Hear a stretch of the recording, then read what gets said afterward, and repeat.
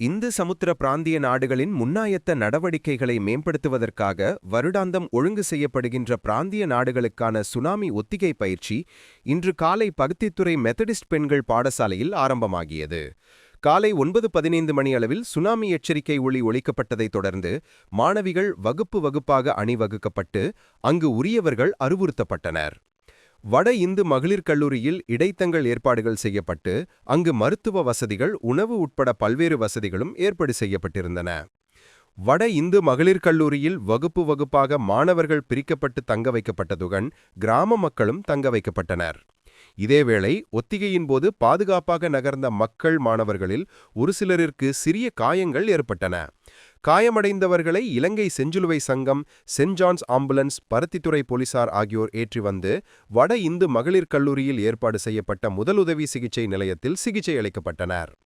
இவ்வொத்திகை நிகழ்வில் வடமராட்சி வடக்கு பிரதேச செயலகம், இலங்கை செஞ்சிலுவை சங்கம், சென்ட் ஜான்ஸ் ஆம்புலன்ஸ் படைப்பிரிவு, பருத்தித்துறை ஆதார வைத்தியசாலை, பருத்தித்துறை போலீசார், கடற்படை, இராணுவம், சிறப்பு அதிரடிப்படை, பருத்தித்துறை நகரசபை தவிசாளர் மற்றும் உபதவிசாளர், கியூமெடிக்கா உட்பட பல்வேறு அமைப்புகள், திணைக்களங்கள் பங்குபற்றி இருந்தன.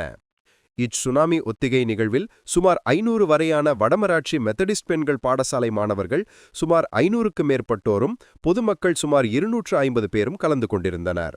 குறித்த ஒத்திகை நிகழ்வு வருடாவருடம் இடம்பெறுவது குறிப்பிடத்தக்கது.